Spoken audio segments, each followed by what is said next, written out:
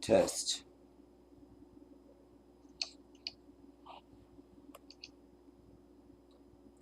Test.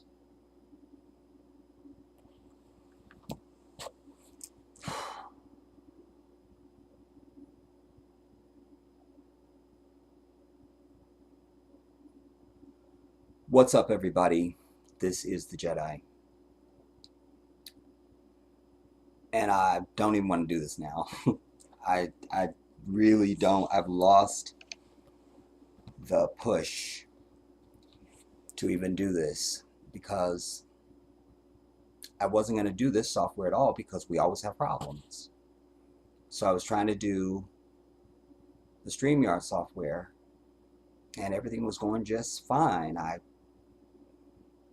got to the point where I went live. Then when it's time for me to add the camera so you could see me, it won't take the camera. It's saying something else has your camera. Nothing else has my camera. Nothing. But I had all my videos open, the stuff that I'm going to bring you. So every time I shut down my computer, I just shut it down hard. So when it comes back, it asks you to restore. So you get your stuff back. Because I'm not going to sit there and save every one of those videos. And finally, I just had to just let everything go so that this will be the only thing open. So I can just tell you, if we have even one problem with this, I'm out. I'm not trying to come back. I'm not trying to restore and reestablish. I'm over it. I'm over it. I didn't even want to do this software because I just felt like, well, we're just going to have problems, you know? And I don't understand. I kept shutting down my computer. There's nothing else that is... I don't use my camera and my microphone for anything else except for this. This is it. I don't do shit else. So I don't understand why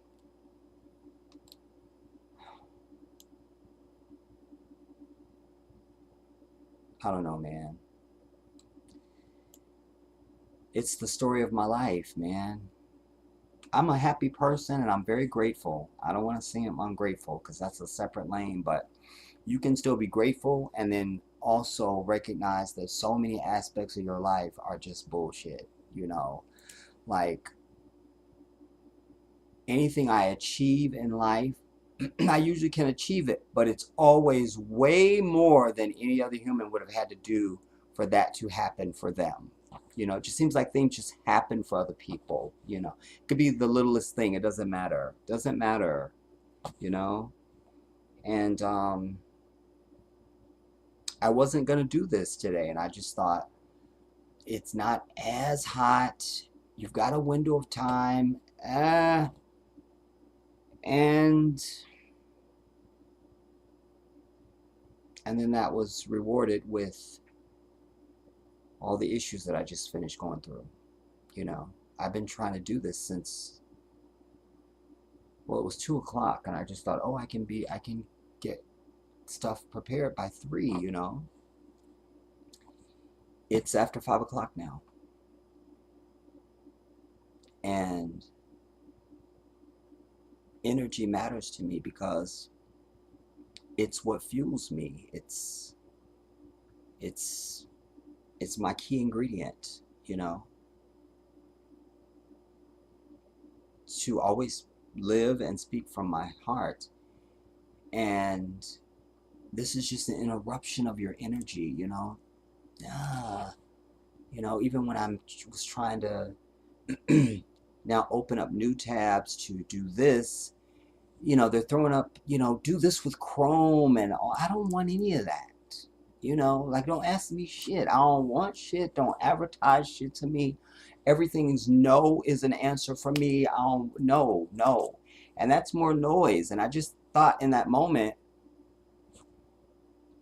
how many people I observe in life and people I would even know that are so connected to their devices. And you're the perfect victims for all of this pop-up stuff and advertise this and ooh that. I don't want any of that. Like, I live my life the same way no matter what I'm doing or what I'm faced with. I'm the same human, and my standards are what stay firm. You can't add anything to me. That's it. This is what's happening. This right here. And it's what I say because I am the captain of me. I'm the captain of my vessel and I stand at my gate, you know. And but all that stuff is just noise to your soul. It's noise to your life, man. It's just it's nothingness, you know. It's nothingness. It's nothingness. There's so much nothingness. Nothingness. You know, I was at the market the other day, and there's a 99-cent store that was there. You know, that's there, not like it appeared 99. There's a 99-cent store. And you know, I got in my car to leave, and I stopped for a minute and I just was looking, like, you know, because all the signs are up and you know, the people are moving about, and I just thought, this is what people take as existence, and a good existence, you know, like, because in that moment I'm imagining that 99-cent store isn't there at all, like, at all. It's just nothing there. And how would people feel? You know, we define a beautiful city by how many buildings does it have, and if it's at nighttime, how many lights does it have? That's not beauty to me, you know. Maybe that's why on my Jedi Africa channel, my highest viewed video is just the aerial of the Gambia that I shot from my drone. Maybe that's the answer just came to me now, because I sat here and said, you know, why is that so interesting? Why? You know, like, all the shit I'm preaching and trying to share and all the footage that, I mean, this is what, you know, I haven't even checked the view count lately. I think it was, I don't know, I just like to check it right now because I think it's relevant. I mentioned it, I should check it. But maybe that's why, you know, because that it's so beautiful. And that's the place I live, you know, since I've been on Earth. Why I define for myself what is special and what matters and what's beautiful and all those things.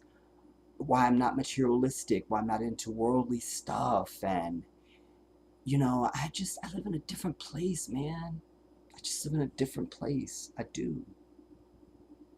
I live in a different place. A different place. I live in a different place. I just, like, I'm straddling between worlds. Like, I just, you know, I've felt that so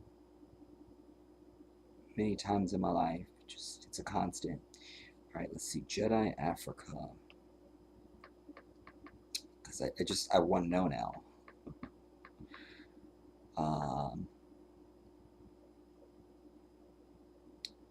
There is. And let me remind everybody, you need to go over and subscribe to Jedi Africa. I be saying it. Don't bitch when you like, well, no, we can't find the Jedi. You know, I did this when my other big channel got shut down. And then Jedi Africa and Jedi Kids that I've been telling you for a year, probably. You know? And then all those people that are that every once again somebody pops up and go, I finally found you. Well, I'm not excited because you didn't hear my warning. You know, I don't know how to feel about you found me. I am really happy. Like, just keeping it a buck. Let's see, videos. Gambia from the Sky. 2000.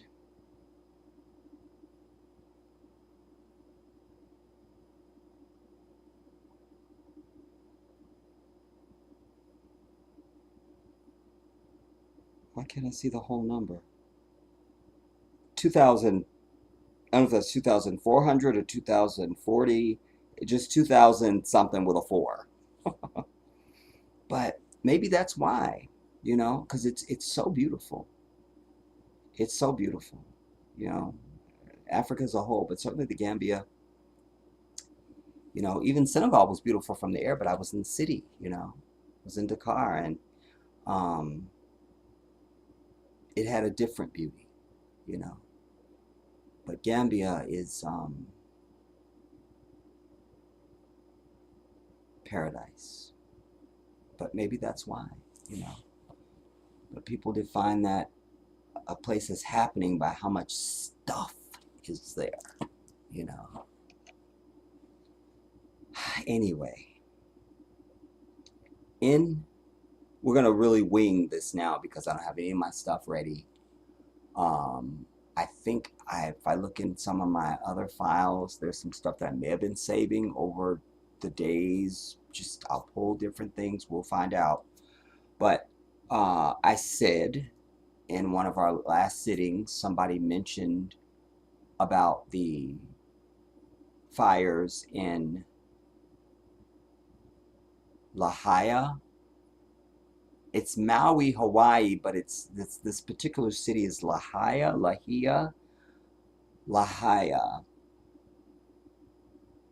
We'll find out.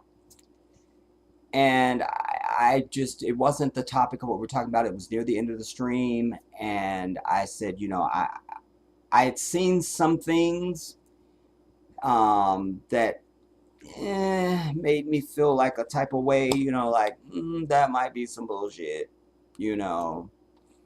And I said, you know, I'll do some digging and then I'll bring you my findings. And so that's one of the things I wanted to do in this stream. And then also our ongoing conversation about what is happening in Niger, in West Africa. And I want to say again to anybody listening that will ever hear this, Black people, you got to get your priorities in order. You're not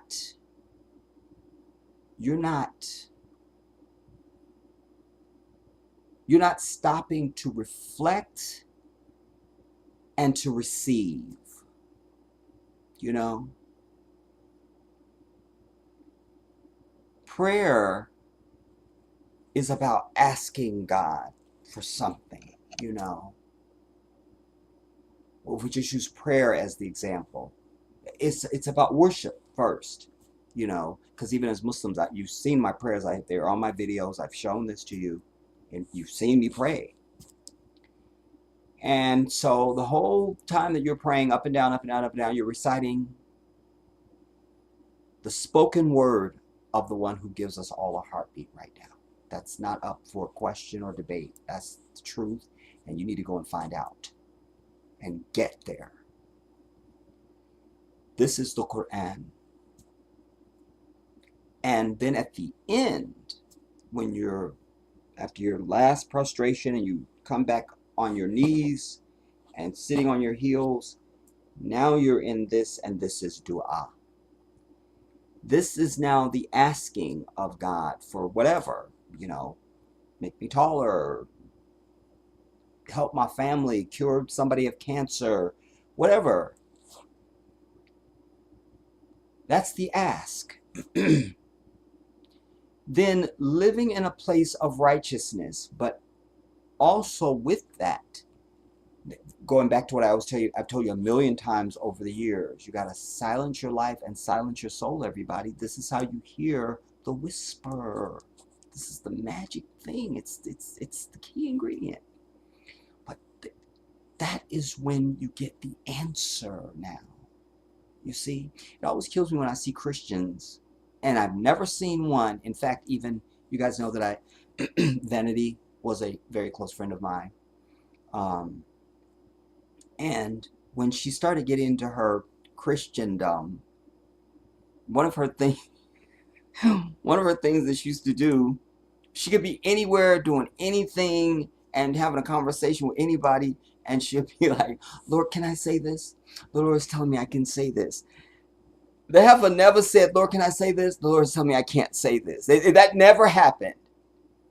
The Lord is telling me I can say this. You see, it killed me dead. Like, bitch, you don't gotta wait. Like, and every Christian, I just saw a lady. In fact, I typed her something because, wish I could remember the video.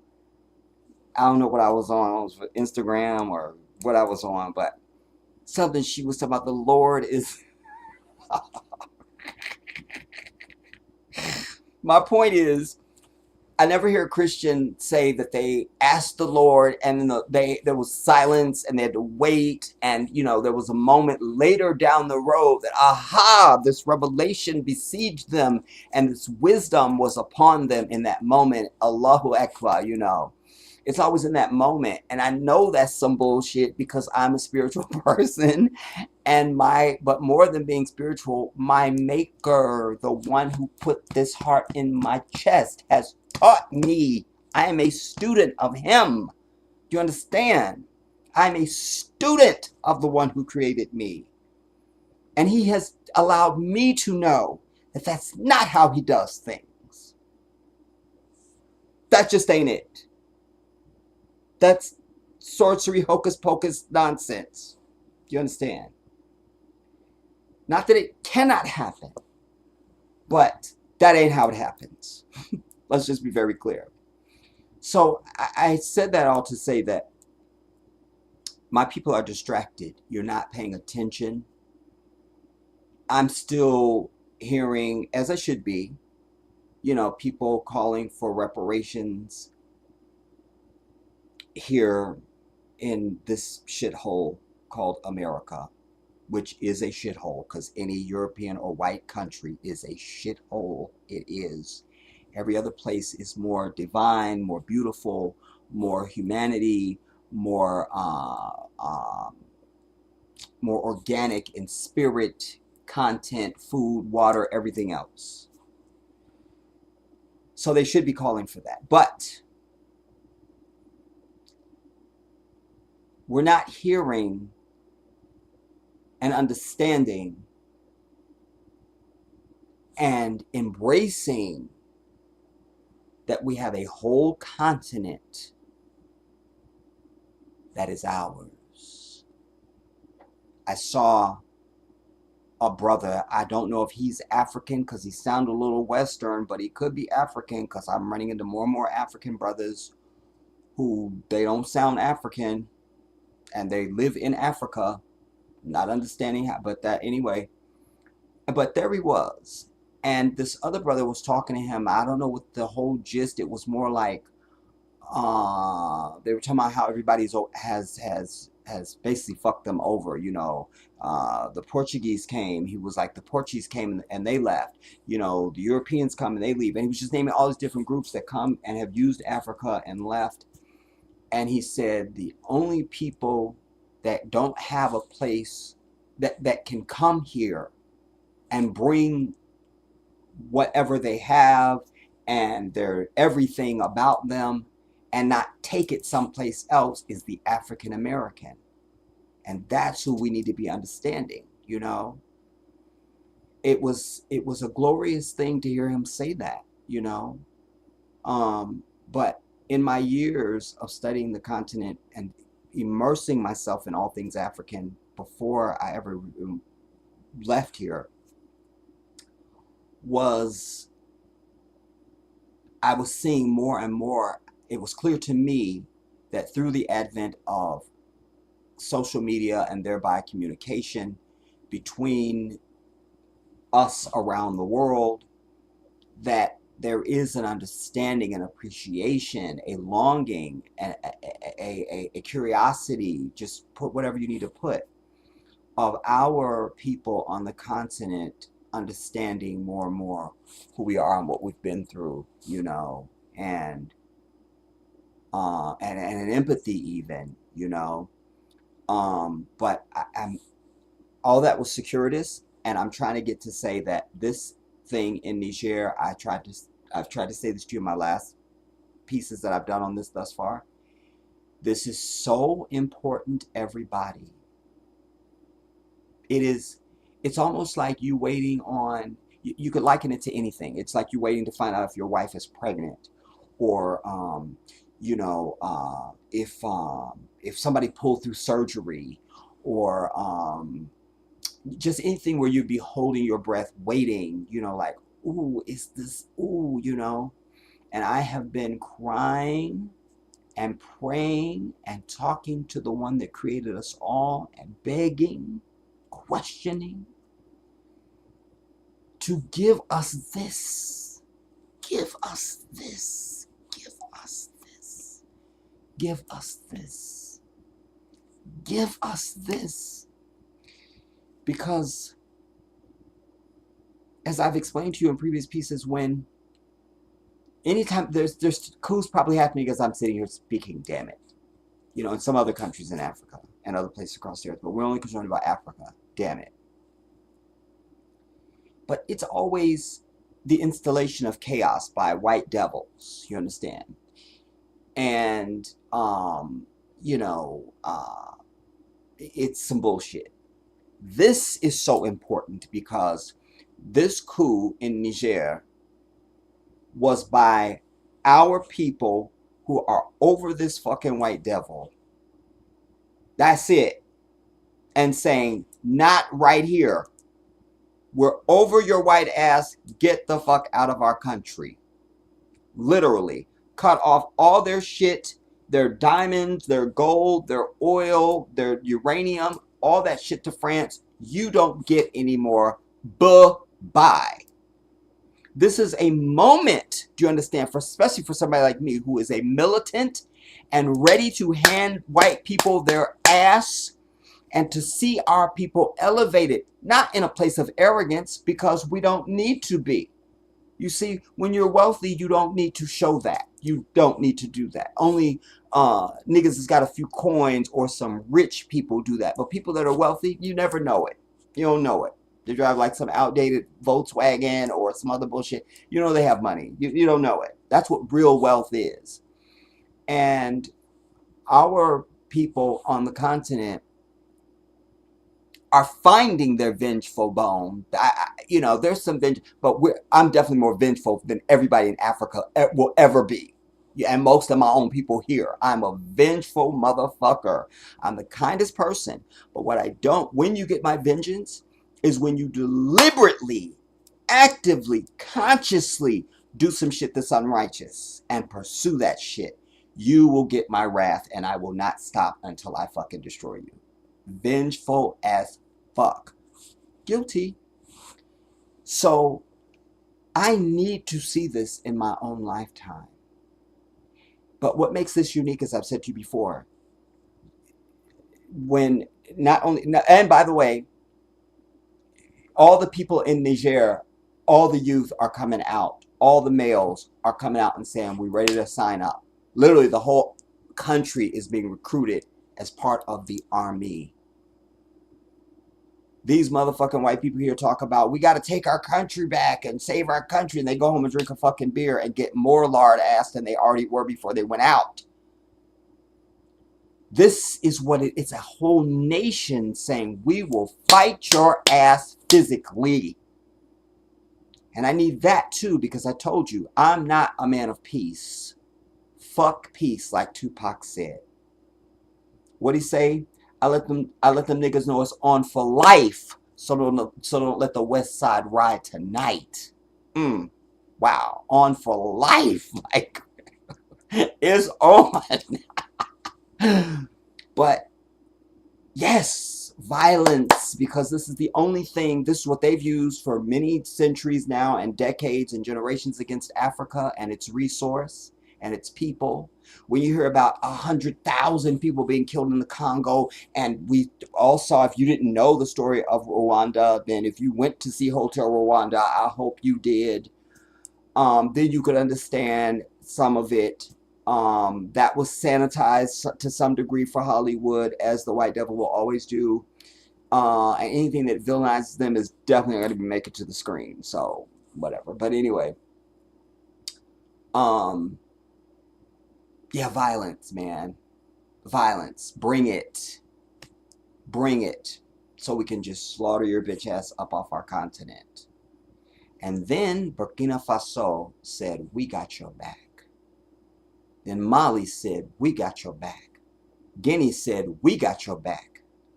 So everybody is now, because they could have sent their little ECOWAS people, the slave hands nations of West Africa, including Nana Addo Dankwa Akufo-Addo, who's now torn his ass with me.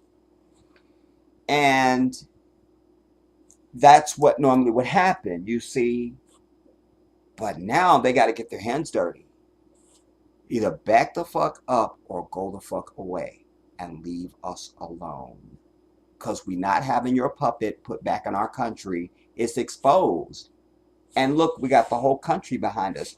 When Ibrahim Traore walked into this 30,000 person stadium, y'all, he was greeted as if he was Michael Jackson. This is the young brother that I've showed you and told you and all this, and he's the youngest leader of any country anywhere on earth at 34 years old. Never been a younger person than him leading anything anywhere in our lifetime on this planet we call Earth. And that's in Burkina Faso, you know.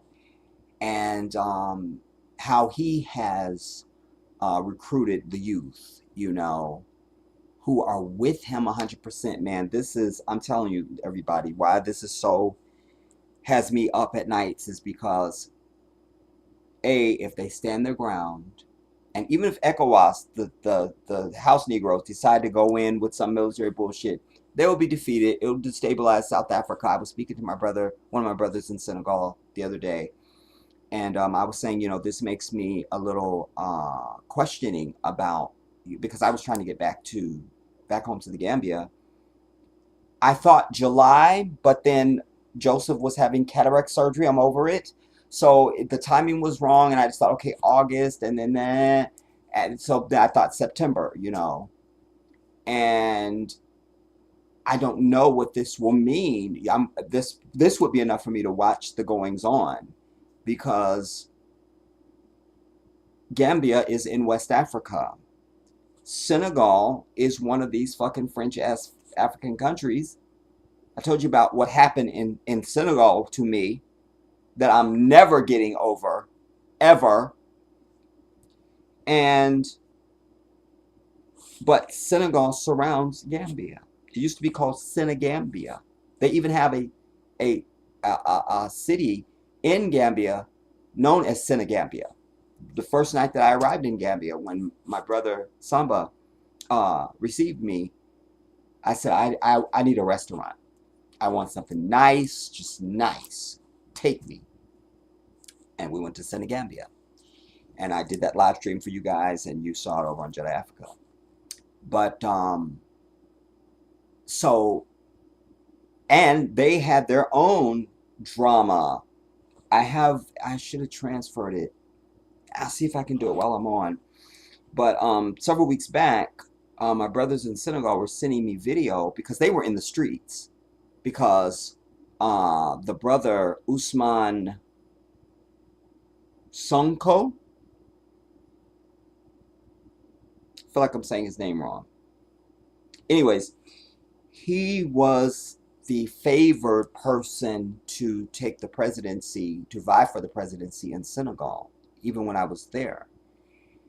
And why they were in the streets a few weeks ago is because, and shit was burning, and it was like, oh my God. You know, what really got me was that some of the stuff that I seen, I recognized those places as I was there. But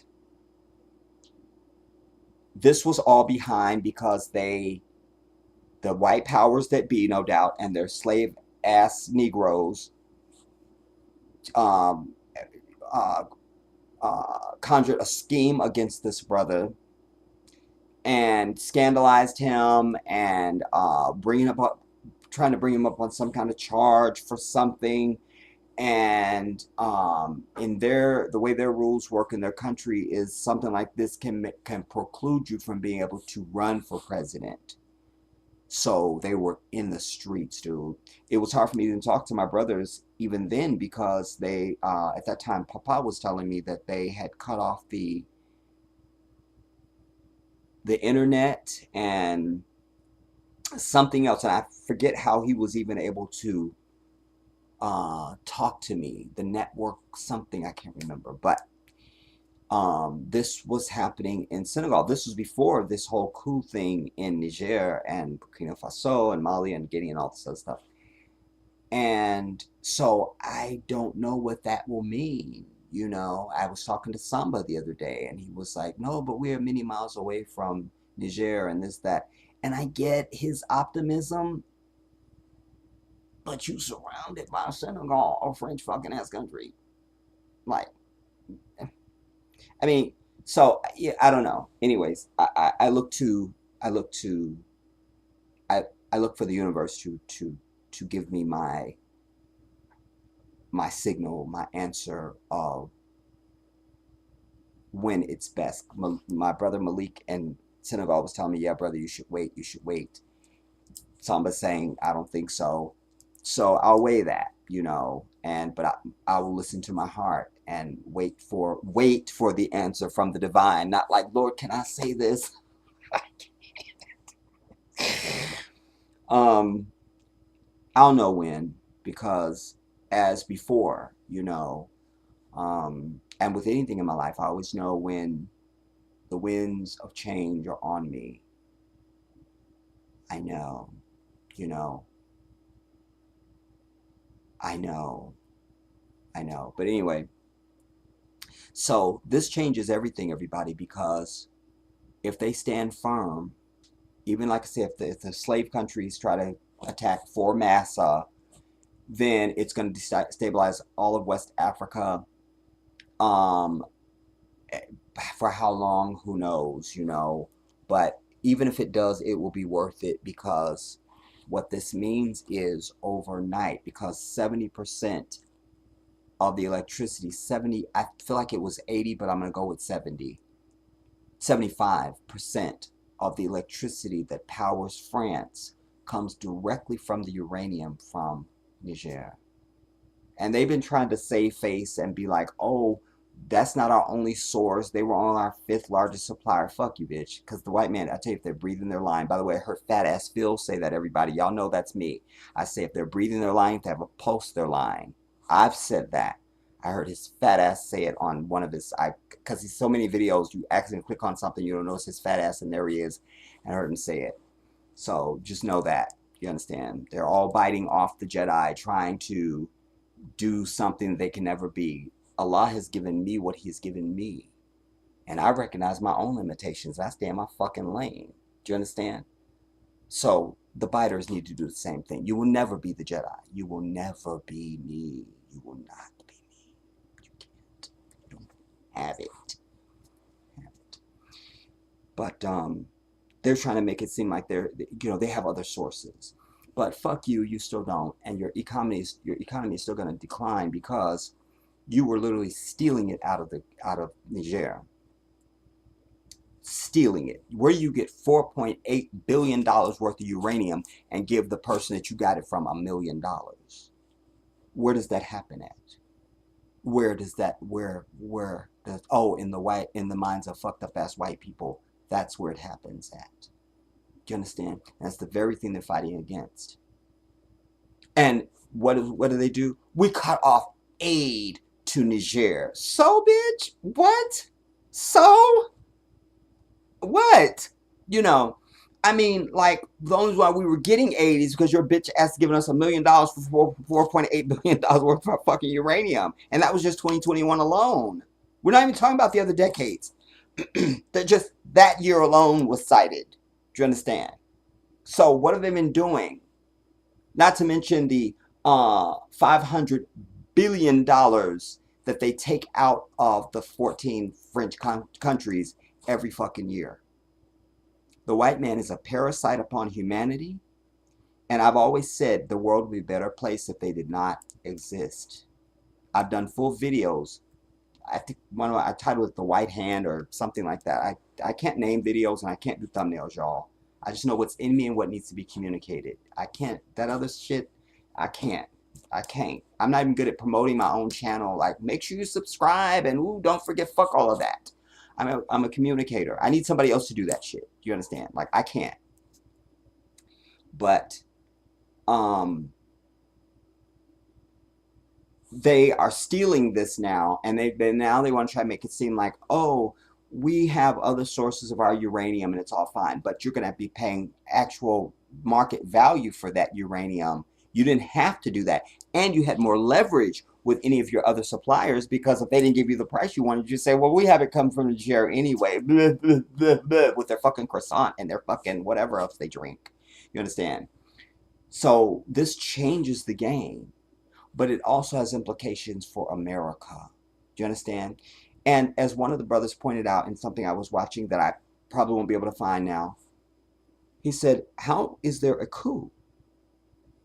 And it was a bloodless coup and nobody knew about it, when France has troops on the ground constantly in fucking Niger, and the U.S. has a military base there also. So, but nobody knew.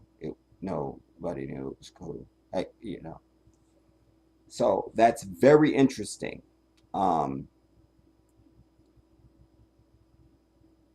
Yeah, maybe they just didn't know. I mean, because you always look at what went before you when you do anything. Is there a blueprint? If so, you need to study that. And then if there isn't, then now you're beating a path. But if there's a blueprint, you need to study that, especially for something like this, a coup. You'd understand, where you're going to oust somebody and say, get your bitch ass the fuck about the country, because you need to know what mistakes were made so that you can be stealth about yours. And what I know about this story thus far is that it seems to me, my assessment would be that they were very stealth, that they were, nobody acted like anything was anything, and they just snatched his ass up. You understand? This was the elite guard that protects the president of the country, which those are the motherfuckers that can get your bitch ass. It's like as if the Secret Service just like pounced on Biden's bitch ass one day, and Kamala's cackling ass, that bitch. You understand? And just seized on them, like, yeah, we taking it. You feel me? Not the best example because the Secret Service is not really, but the military. You understand? Just anybody of that ilk around anybody in power. We give all these leaders this power and stuff, but there's people around them keeping you from them.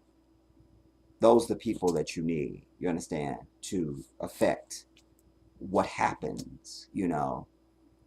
Kamala should be an inside operative if she was really a black woman, but she ain't. You understand? But let's fantasize for a moment and allow this fantasy that she's claiming she's a black woman.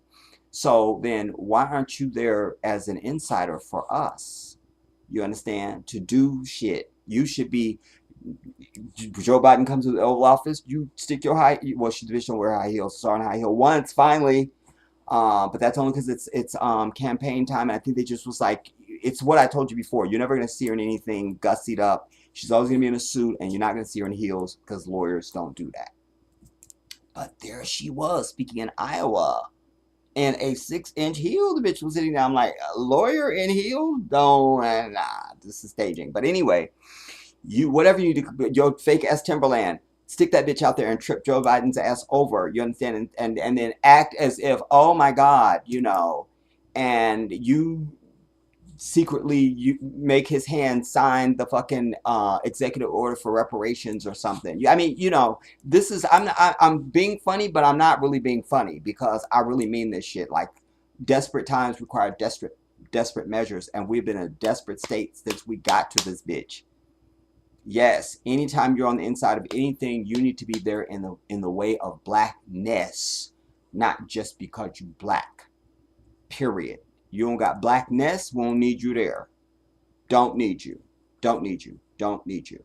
So this is huge because not only like Ibrahim Traore was saying, he was like, they want our people won't need to leave our country and cross the oceans, losing their lives in the oceans to get to Europe and shit.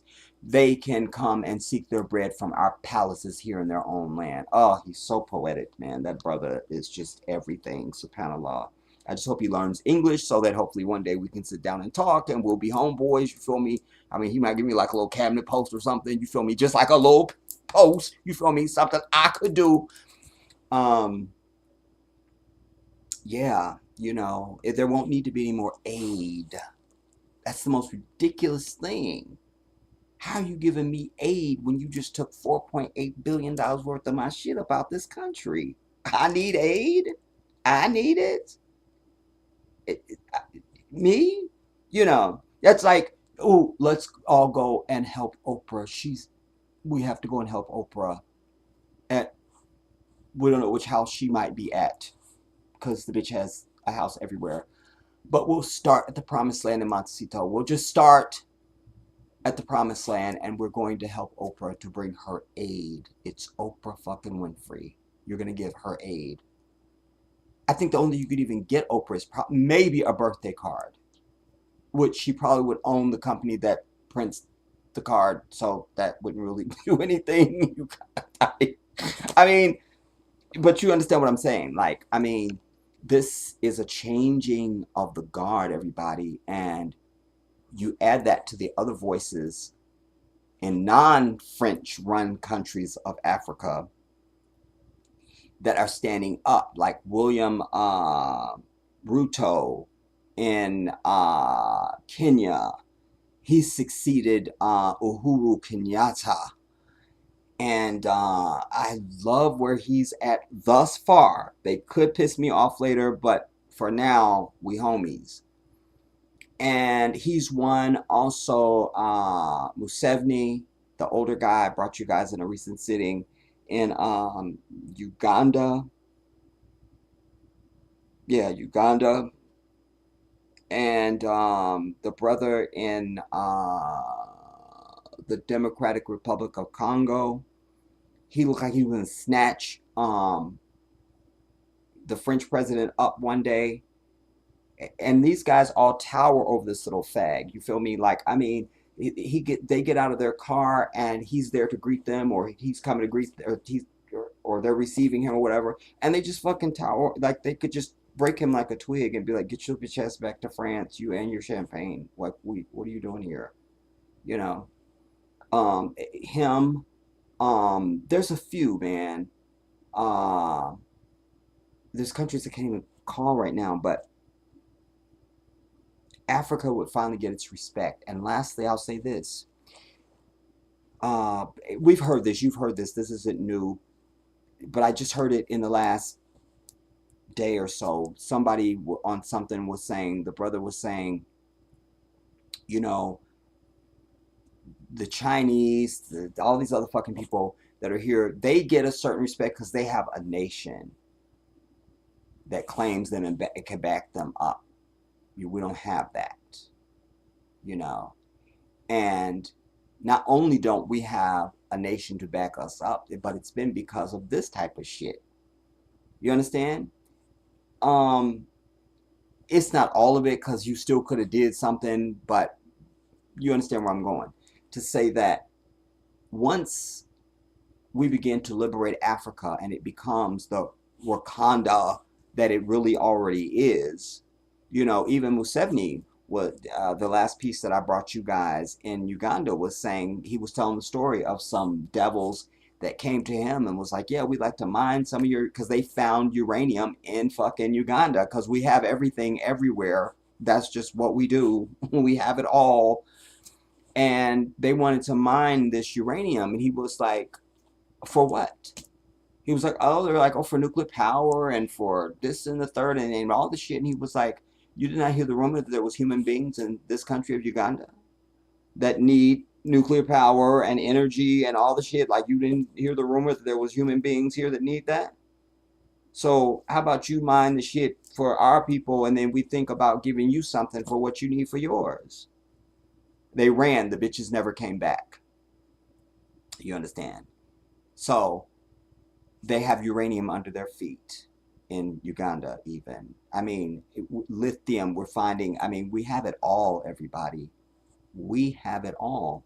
And it should be an act of anti-blackness and a provocation of violence when somebody says to you that there's even a single poor country in Africa, because that's not true.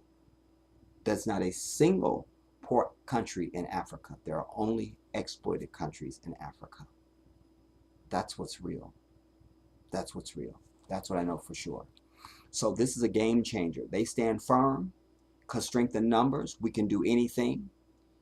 Then it changes the balance. France literally becomes what it already is, a welfare state over fucking night. You understand? And it will have to get help from some other white European countries to help it because they will literally go under without the help of Africa. So the clock has started ticking. It's already ticking. It's already ticking. And our people want them out. And they're not the only evil doer, but they're the focus of everything right now because they have had the largest footprint of continued colonization on the continent since others have pulled out decades ago.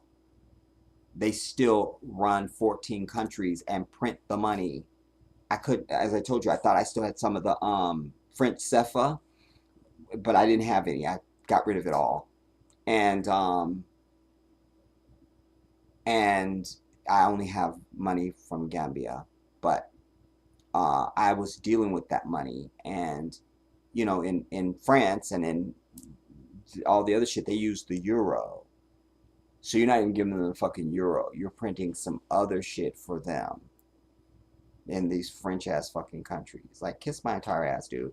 This is a changing of the balance of power, everybody. It's giving our people the upper hand and making it so that white people have to get on their knees to us and not the other way around. And this is long overdue. You know, it's one thing to hear about a coup. Okay, it's a coup. Oh, they took over. They're going to help the country. Okay, that's not. Wait. Other countries going to help y'all too? Now it gets good. Very good. Yes. So, this is huge. I will try to find, I'll see what I have in my bookmarks on my computer because there was something that I was doing and I was like, oh, let me bookmark, because sometimes that's easier to go to that than go to your favorites in YouTube or whatever site you're on. So I'll see what I have, but also this thing with this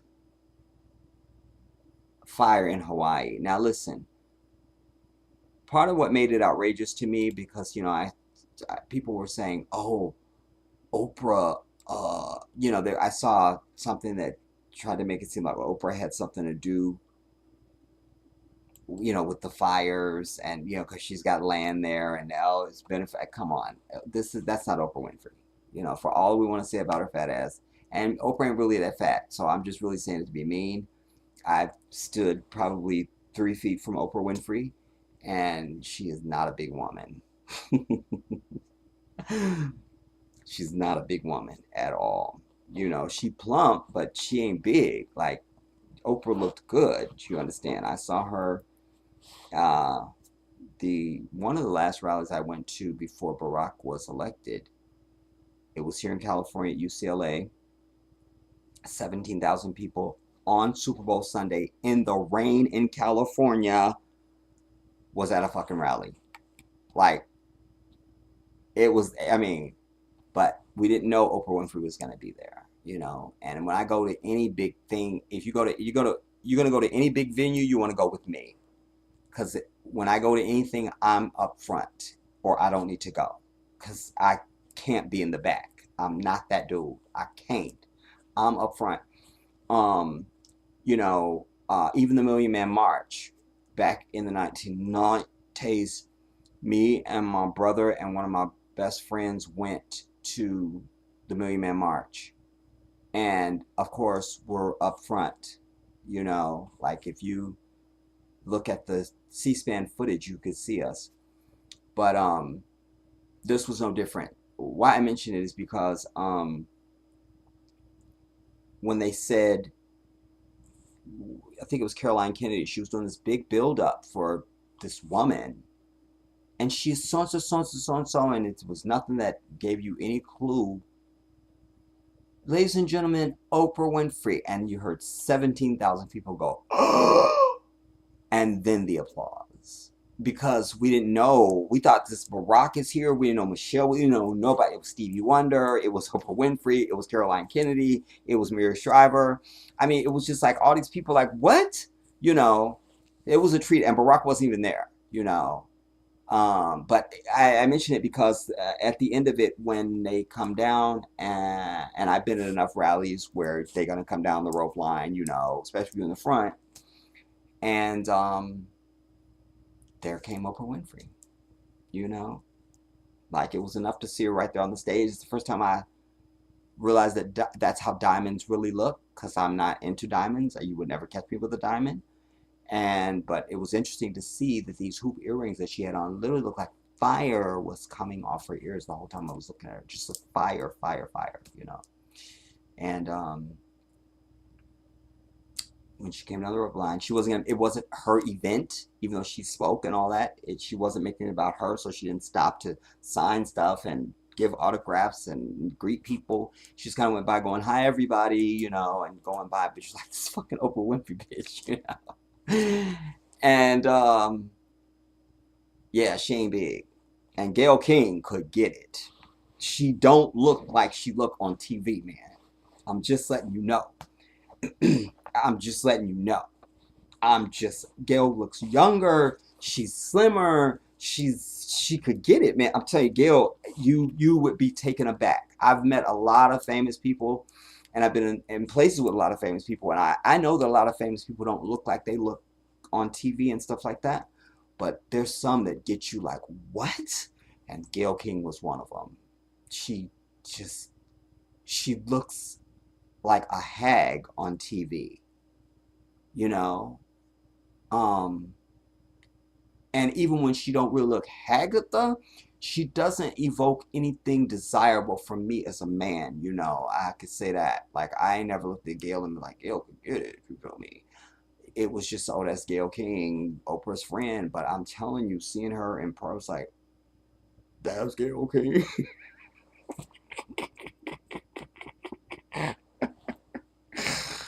She's quite impressive, I will just tell you. I hope you get to see her in person.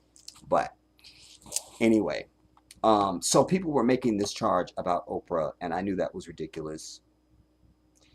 So, oh no, you need to open up this.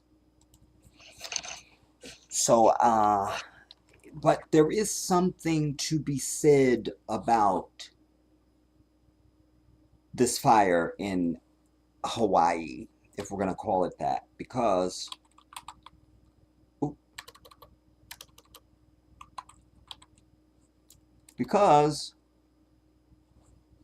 you know, it's kind of like with 9/11.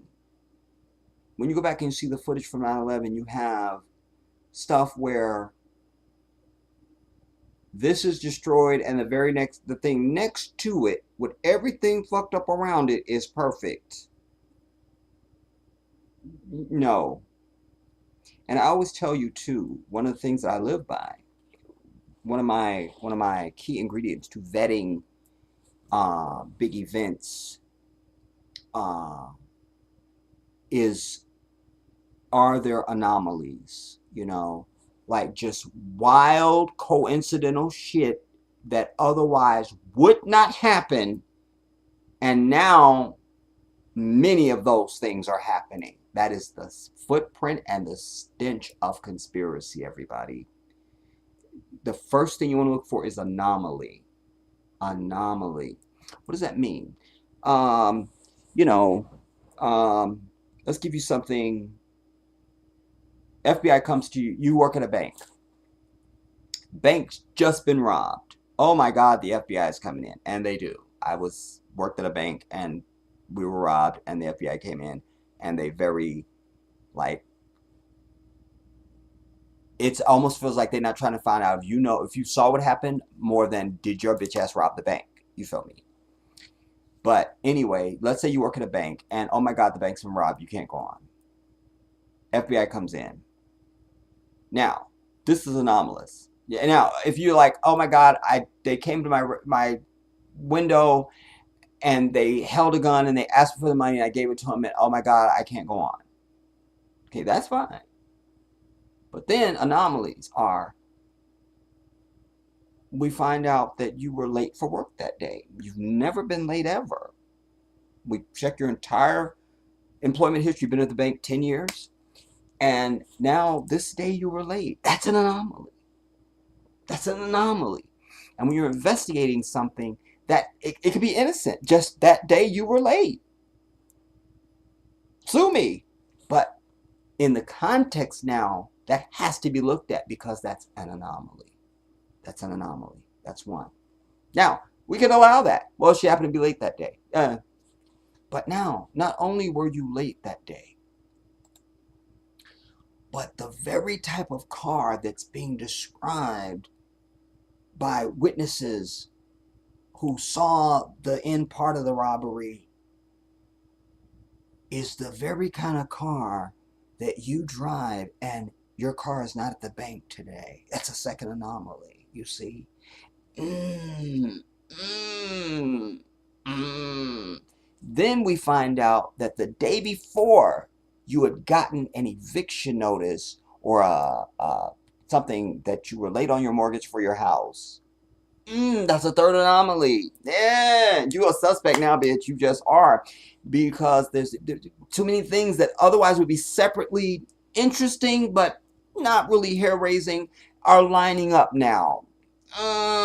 We can't have this. You're at a casino in Vegas and oh my God, you hit the jackpot on something and you immediately make out a money order to send me my 50%. I get it.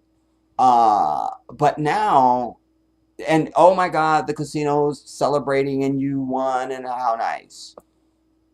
The next day, you come down and win another gazillion jackpot in that same casino.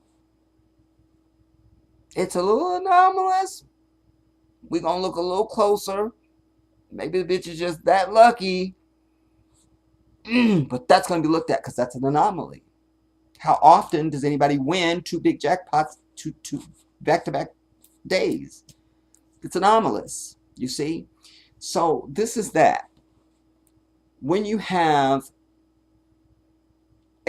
anomalies, I've learned that one of the residents was saying that at the first of the month on this island, they always sound these sirens. They're just drills, like, you know. And she was saying, like, even since we were kids, like, that's just part of your life. Like, since you're a child, every month on the first, they ring this damn alarm to, you know, to have you know that this is the sound, and you know, because it's an island, they're subject to tropical storms and hurricanes. To be live in a shaken regime. That was random as fuck. I'm not even tired. But anyway, but now on the very day that you would need an alarm, no alarm. That's your first anomaly. That's your first anomaly. No alarms that would tell people something's happening. At least come out of your house and see that other people are getting the fuck out or beginning to question or something. That's your first anomaly. That's an anomaly. That's an anomaly. So you don't just spring out with conspiracy. The first thing that you, in my view, as a good investigator, is you start to look for, what is there anything anomalous here? Because maybe it just happened. You know. So that's your first anomaly. No alarm. Then your next anomaly just so happens that they have a law in Lahaina. Well, I'm gonna find it. Damn it. That you can't. What is it? It's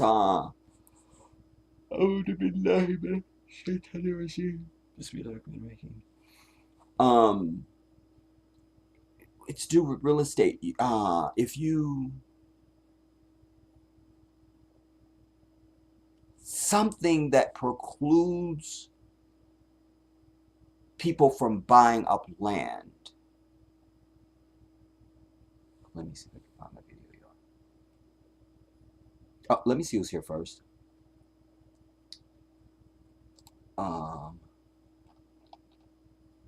Quickly. Melanin 100, a big shout out to you. Sandra, simply Sandra, I'm simply glad you're here. And we simply need to speak because I know you're back home now and we got to figure out what we're going to do with this milk. But it's just the start of the week. Kiara, a big shout out to you, Queen. Good to see your beautiful face. Africa King, a big salute and a shout out to you, brother. Andrea Smith, good to see you, Queen. I love you. Righteous Indignation, a big shout out to you. I'm glad to see you're doing well in these crazy times. Yes, because I had my, for you guys that didn't see the recorded video that I put out, we had an earthquake here the other day. And, but before that, I feel like that day before into the evening, something, it was like where I'm sitting now. What you don't know is there's a skylight that's above me, and so when it rains, you would hear that. Trust and believe. And so again, we don't check for weather in California, so I'm oh, it's raining, you know, but it doesn't usually last. So it's to say, oh, it's raining. It's really nothing.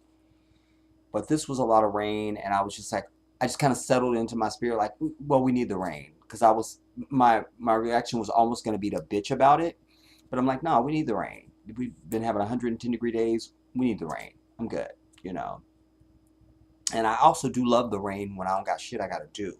Like if I don't have to be out, there's nothing I love more than a rainy day when I can just watch something good, you know, or read a good book or see a good movie and just back and forth to the refrigerator for snacks or some shit, you know. That's paradise to me. Anyways, so when I just was accepting, like, oh, it's raining, I just was starting to see something that, oh, this is a hurricane that we're having. A hurricane in California? We don't do that. Like, what are you talking about? Like, get out of my face. And then the bitch was named Hillary. Could have done without that. Which is why it was evil.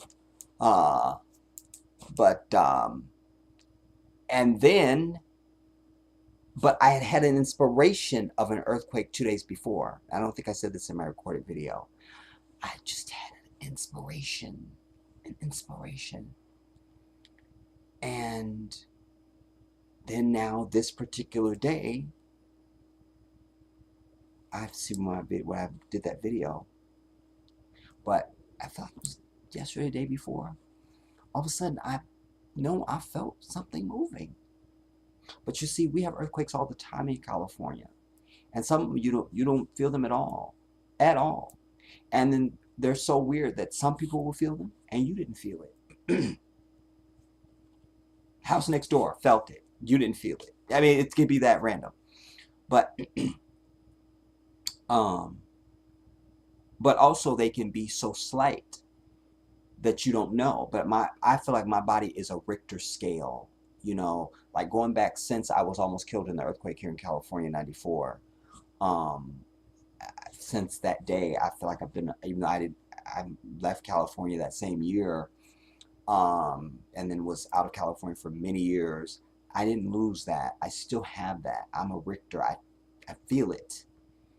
And so I felt it, but it wasn't like shaking and moving and like big ones. Like we've had ones that since I've been in this place here.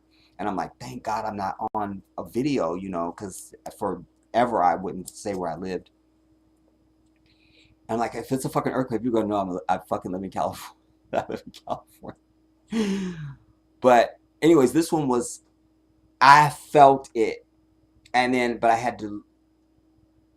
I looked at my blinds, and this thing that you turn the blinds open and close with, that was doing this.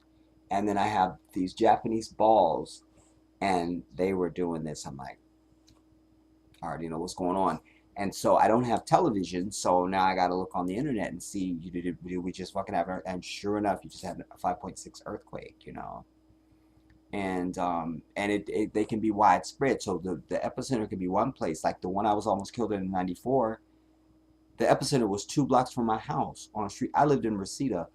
The earthquake was on a street called Wilbur, which was 2 blocks from my house. There was a Carl's Jr. that was on that street. 2 blocks from my house. But nobody knows Reseda, so they called it the Northridge quake. Do you understand? But my grandmother and my father, they lived an hour and a half away, and they felt it. It was big. Like, I mean, I'm just saying you can feel it many miles away. So this one was an hour or 102 miles, something. I forget what it said. They had the little thing. When the thing came on my phone too, that was the other thing. My phone made some sound I never heard it make.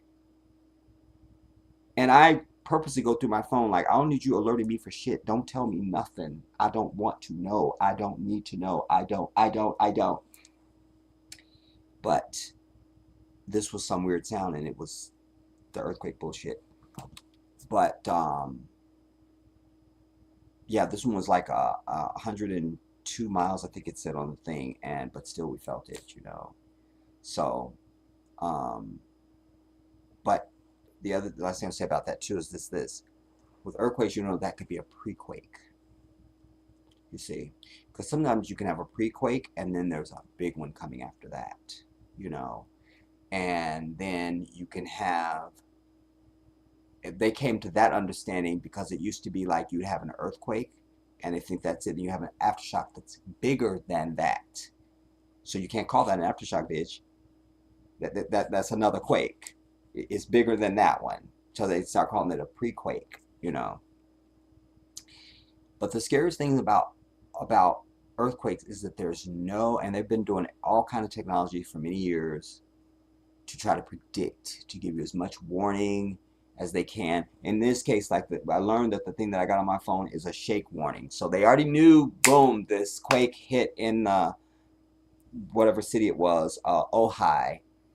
And they have the technology now quick enough that they can send out something to let you could have a shake warning, like, that's the best they could do. But they literally do come like a thief in the night, man. You don't know what you're going to be doing, where you're going to be, what's going to be happening, and there it is. It's If California didn't have earthquakes, it would be the closest thing to paradise in this country. It just really would, you know. So they're very, especially if you've been in a big one like me in '94. That was life changing, life changing, you know. And even to this day, coming back, when I came back to California, that quake was in '94. I was out of California. I left California that year, and I was gone for more than a decade. I come back, and I still have that same rule. I will not live where somebody is above me or below me. That cannot happen. I must be on one single foundation with just my bitch ass. And I will not sit under freeway overpasses. You can honk your horn all goddamn day, bitch. Not sitting under the freeway overpass. Not doing it. Not doing it. So sorry. Not doing it. And there's just many buildings, and I won't be in parking structures in California either. Like, nah. Like you go to the mall and there's that parking structure bullshit, or a theater or some shit you got. Not going in that. I don't do that. Sorry. Airport, nah. Not me. So the trauma is still there, you know. It's still on me. I was very traumatized. I left my apartment. Even though my apartment wasn't destroyed, it was heavily damaged, you know. My balcony that used to walk out on that looked over the street was like this, you know. FEMA came to investigate, and they were like, they declared my building habitable. They put, you know, that's some bullshit, you know. I mean, your check was a little smaller too, but they gave us a check. But anyway, I could not stay there. Most of us slept in the street for weeks. You know, you just brought everything out of your house, you know, into the street, your furniture, food, whatever, just everybody. It was a community. It was beautiful. And eventually people started going back inside, you know. I couldn't do it. I took my bitch ass to the Red Cross shelter and stayed at the Red Cross shelter. And then eventually, when I was going to try to go back home, I called one of my best friends. I said, can you please, I'm going to try and go back to my apartment. Can you please come and stay with me in my apartment? Like, because I lived on the second floor of a 3-story, but my building was on the street.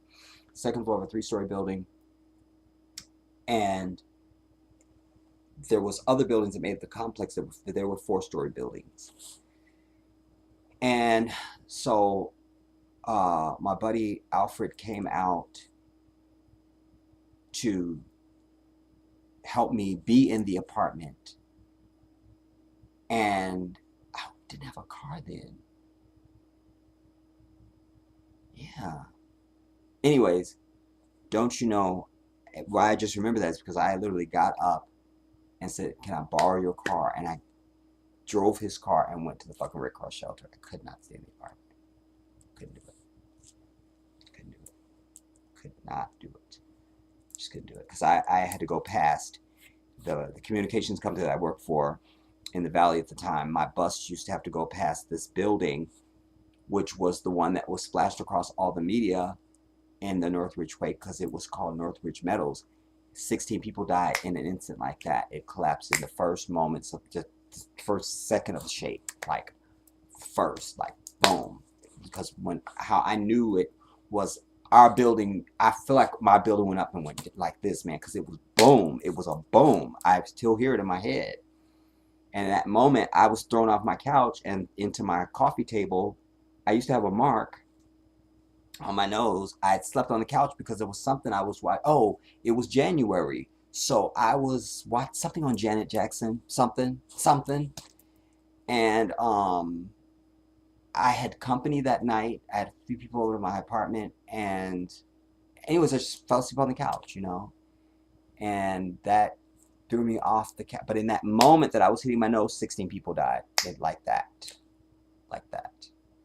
Like that. So just the fact there's an apartment above me and a whole structure and, you know, under me, nah, get me the fuck up out of here. So, anomalies, to bring myself back to say, oh, I need to finish reading your comments. I'm sorry, seeing who's here. Frankie, big shout out to you, brother. And I followed up on that Yash. I can't say it without seeing it. I followed up on that you mentioned in the last stream. I said I would. In fact, I even on that stream I typed a in the comment section, because now we're not on the live feed, the live chat anymore. So after we were over, you go back to that video, see a message to you in that video. Um, Andrew say, yes, speak Jedi violence. Yes, yes, yes. And that's the very thing they tell us you shouldn't be. No, that's exactly what the fuck we need to be. You understand? And fuck forgive. God rest my grandmother's soul, the queen of my existence. But obviously my grandmother was a Christian. She was a very holy woman. And, of course, she just, the first things come out, you must forgive. I can't, Graham. I can't. And eventually she realized, like, don't even bring that to me, because I'm not subscribing to that. Especially when, for the reasons I said earlier about being vengeful, like, there's a time for compassion and all that kind of stuff. There's nothing wrong with that. But that's not what we're dealing with, you understand? At all. We're people that should have been practicing violence every single fucking day. And we wouldn't be in the predicament that we're in now in this fucking country. And if we would exact it now, we wouldn't be saying we're asking for fucking reparations. It would have happened already. Get these niggers off of us. Give them the shit they're asking for. You understand? You have to know how to get result. You have to know how to get result. And with this devil, that's the only thing they understand. Not shittos. Righteous. Let me see. Rich Royal. Shout out to you. No, Rich, I'm not a prepper. Because I effectively don't live in America anymore. When I left in February to go to Africa, this was about me moving to Africa. Sadly, I had not finished taking care of everything that I needed to take care of here, and among them was seeing my best friend in Florida. It's a list of shit, but yeah, no need for me to do any prepping. Like I prescribe for you as for myself. Get the fuck out of here. You understand? You can live cheaper, you can live happier, and life is a better place. You understand? Any place but here. Get out. But if you're going to be here, then yes, I subscribe to you should prep. You understand? This is doing that thing again where there's text over the stuff you guys have typed, and then I can't read your comment. I don't understand. Again, always trying to make shit new and different and better, and I don't need none of that. Righteous.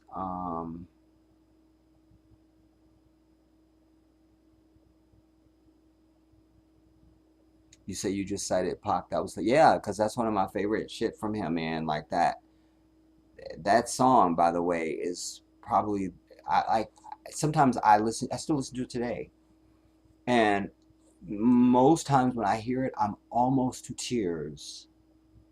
I'm almost to tears because what I hear from that song is what I know I've experienced in my own life. That brother was hurt from betrayal. When he sat on Arsenio Hall, this is off topic. Well, with everything else that's happened, fuck it. Anyway, when he was going through this rape allegation thing, he was up on the Arsenio Hall show, and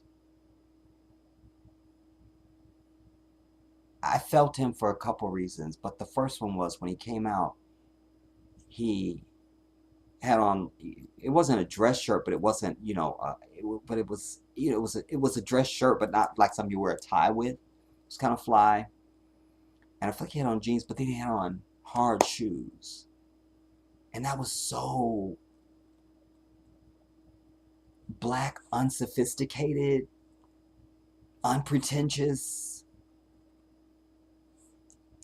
It's a few things, but it was endearing. Like he can try and come there with mobbing with some nice tennis shoes or some Timbs, which he had all of that. It's like, that's his choice, you know. It said something. But the other thing was when he said to when Arsenio was asking him about, you know, he's like, now you got this case going on. And he goes, well, you know, Arsenio, because of the lawyers, I can't really say anything. But what I can say is this, that a black woman would say I did anything to her is what hurt me the most. I knew I felt that, man. I felt it. But that choice of words, because that's what the truth was. Like, forget this, even this sister. Just that any black woman would say that I took something from her. Because I'm a man that I don't take nothing from a black woman. Don't take shit. Don't take. Don't take. Do you understand? And there's a lot of brothers that just, that's their whole life. That's their whole relationship with black women, is they prey on them to take. Don't take. Don't take. Even so much that one of my last times I was in New York to visit my disaster for a sister who I don't talk to.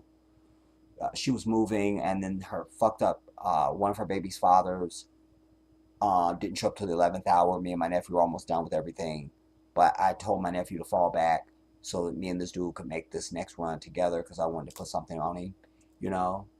And I kind of lost the spirit for it because of how pathetic my sister is. So when we got to the other crib, I said, you know what, Randy? I said, you know, I'm not going to jam you up, man. I'll just say this.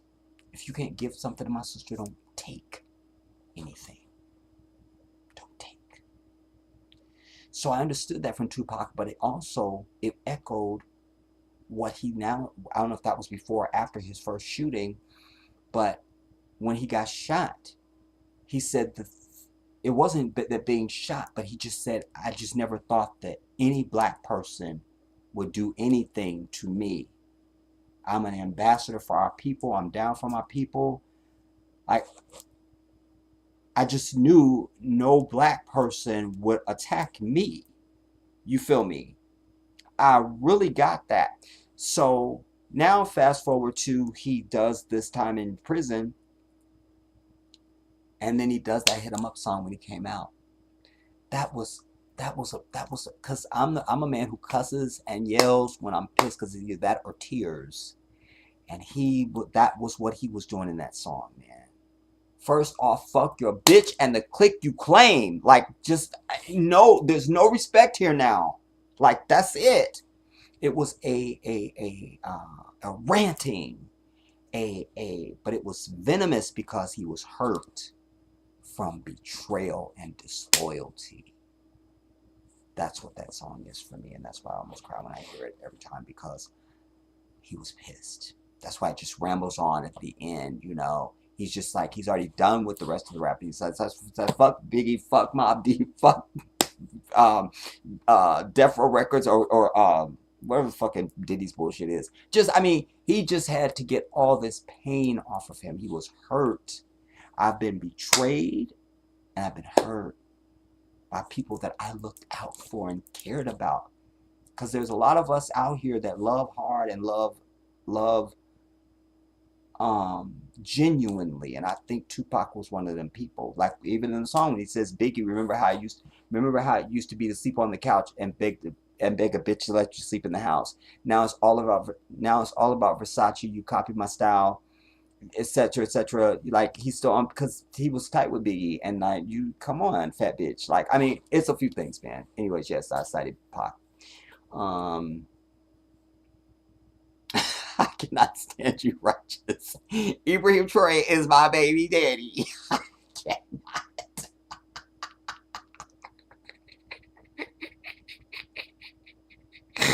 I hate you so much right now. I love that.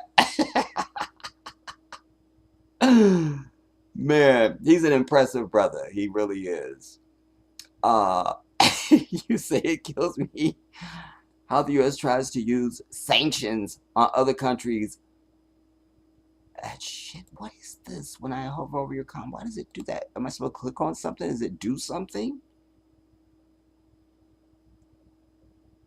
I mean, there's like a whole text. When I slide my cursor, I accidentally slide my cursor over your comment. It's like text over your shit. Like, I'm trying to read.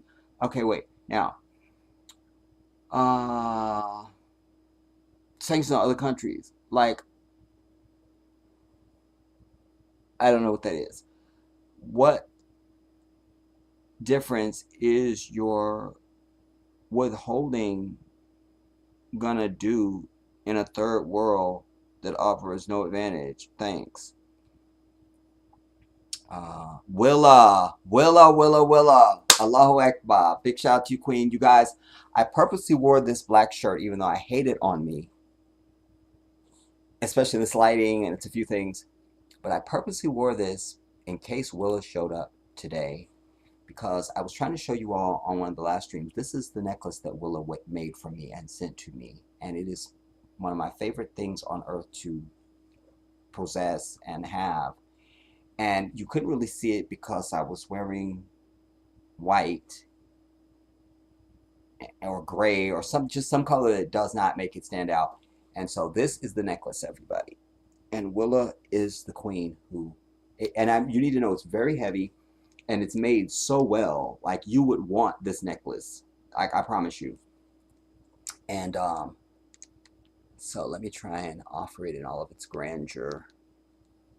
And I love that it's very masculine and very African and very me, you know, above all. It feels like me. As soon as I opened the box and saw it, I went, oh, that's me. That's me. So this is the, you know, what is behind my back. And then I'll just go up so you can see. And then there's this medallion that's on it, which is like beaten, like a beaten metal type thing. It's very nice. And I love it so much. And yeah, it's my favorite thing. Love it. And it is one of a kind. So big shout out to you, Willa. So good to see you. And oh, that's you, Ray? What's this rich royal stuff, man? I can't. There's no cloud in that. Ray Supreme. Now you know I'm gonna be wondering. Okay, so is Rich Royal an alias? Is Rich Royal an alias, or is Ray Supreme an alias? God is dead. Tell me. Let me know. Let me see if I can find our first piece to get us started on this fire. So,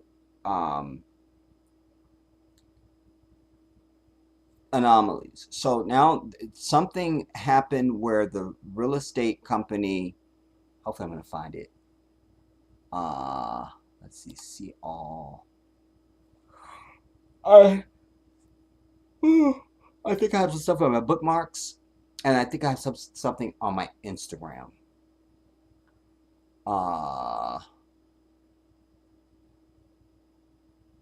Also, you know, they do have these energy weapons now, everybody, that can do some of everything. I've said to you for years that we know that even going back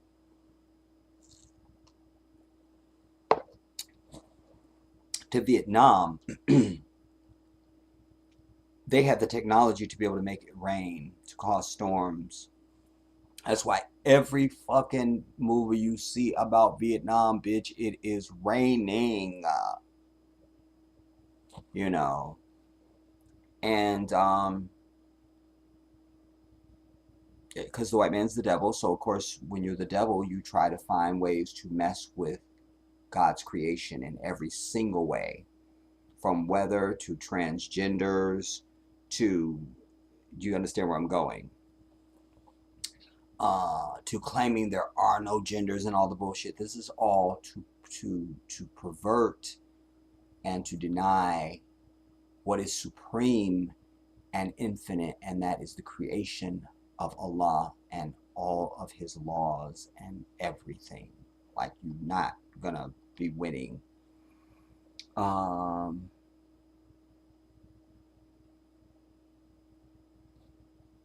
Wait.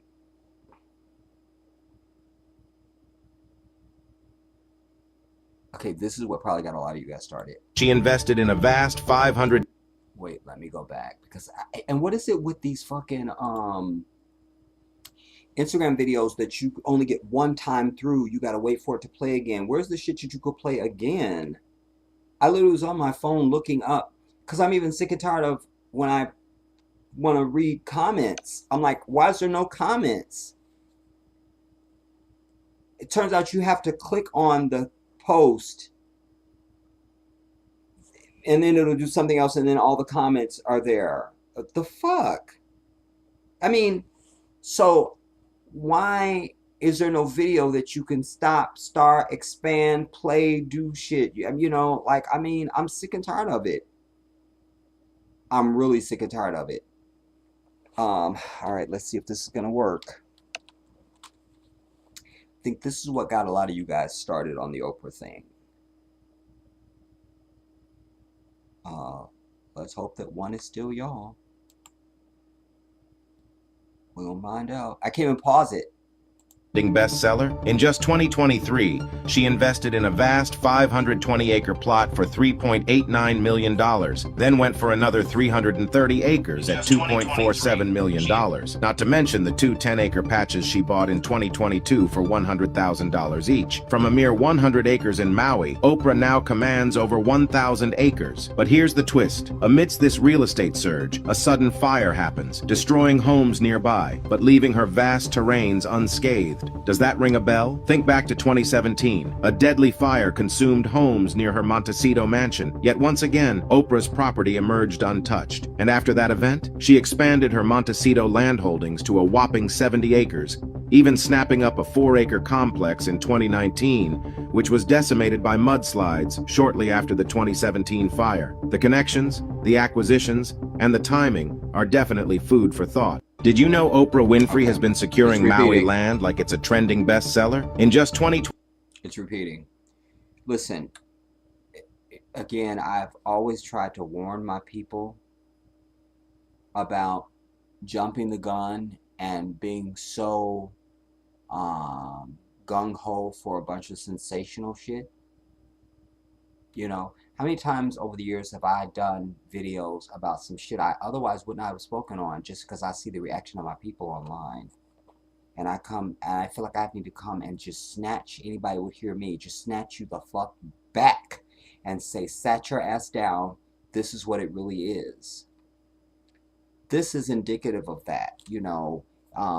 They put out a bunch of facts and figures and oh my God, and it's, well, Oprah, maybe Oprah. No. And I told you, the bitch already tore her draws with me for all of eternity when you did the thing about Michael Jackson. I will not be forgiving that. It's not forgivable. It's not forgivable. It's not forgivable. And then gave those fuckers a platform. It's not forgivable. But the truth matters. And this is not, Oprah's still a black woman. Let's be very clear. You know, my people tend to think that because somebody is black and wealthy that they have ascended to the same carte blanche of behavior and excuse of infraction that a white person of that same economic ascension would be. And none of that is true. You still a black fucking person. We've heard Oprah talk about when she goes into rooms, she's a billionaire and she owns her own fucking network. Before that, she owned her own studio and she owned her own show and So there's a lot of rooms that she goes into where not enough of us have ascended to that level. She's the only black person up in there. And she's told the stories about it. It's very clear that people give her this attitude like she doesn't belong there, but they can't deny her because she has her fucking billions. Other than that, they don't want her bitch ass up in there. You understand? So it doesn't stop. And the higher you get up in their society, I've told you this a million times, the higher you get up in their society, the more you see the face of the devil. Many of my people are still bottom feeders. Some of it is by choice, some of it is not your fault. But if you, whatever it is, it's your fault or just by chance, the fact of the matter is, if you've only worked at the bottom, just even in a professional job, you've not seen the face of the devil. Do you understand? I started out working at the very bottom, but I worked in some of the biggest corporations in this country. I've worked for, excuse me, I worked for some of the biggest attorneys. I've been in certain rooms at parties, even before that. I mean, even in entertainment, you were in the room with different famous people. You see a different, you see. That's why I've said to you, when Barack Obama became president, he saw the devil, the devil, the devil. So the air is different up there. They're all hateful from the bottom to the top. Let's be very clear. But there's a tier. You understand? Okay, that's just to get us started. Was this the other one?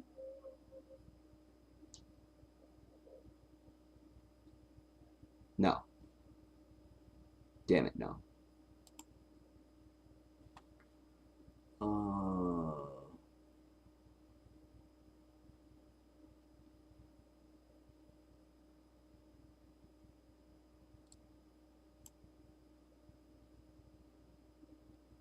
See, I was trying to have all these lined up. By the day. Yesterday it come to my attention. Fire and Fury, a book by Dr. Miles Stones. The story. This is just. We'll come back to that because that doesn't really. That's. Okay, this one is of value.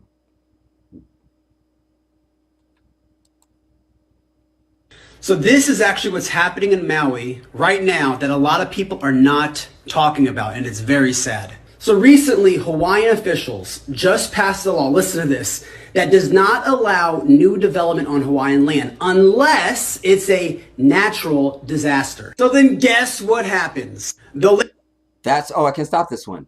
That's what I was trying to tell you about. There's some new law, has to do with real estate, something, this is it. That you can't do it unless it's a natural disaster. We'll hear it and we'll let it play again after we hear it because I interrupted.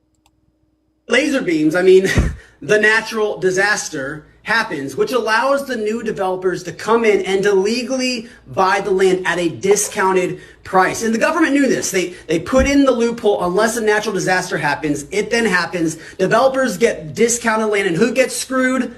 The people. And now what's being reported is that the insurance companies are now trying to get out of paying out the Hawaiians due to zoning infractions, which we know is a bunch of baloney. So we have the insurance companies getting out of having to pay due to zoning infractions. We have the government that put in the loophole that the developers now can buy the land legally at a discounted price, and who gets screwed? We, the people. This is why the government needs to get smaller, and they need to get their hands out of everything, including our insurance. Okay. So this is actually what's happening. No, we're done what you did now. We've moved on. And we're going in a different direction now. Oh, damn it. So this is actually what's happening in Maui right now that a lot of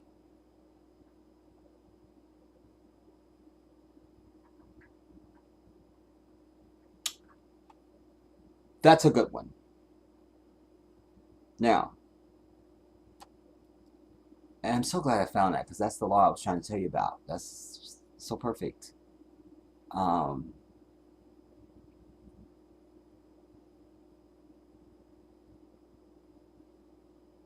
Lahaina. I'm right. I knew that was the word because once you say it, you kind of don't forget it. I think right now we just need the prayers and, Lahaina resident reveals how even amongst the ashes, real estate investors are trying to get distraught families to sell their land. And I'm hearing a lot of that. But also, I saw something, and I got some other video. I think I've got some stuff on my bookmarkers. But the talking about how I told you about the sirens didn't go off. Then the next anomaly was this real estate thing. But then also, they tell the story of fire trucks going down the road with no sirens going. Like if they didn't want to disturb nobody, that's an anomaly. And then I saw the mayor or some politician guy saying that the reason why the sirens didn't go off is because people would have run into the fire. Because they're 3 and they wouldn't know not to run to fire, apparently. I mean, it is just, so that's another anomaly. That's another anomaly. We count that as another anomaly. But let's hear this.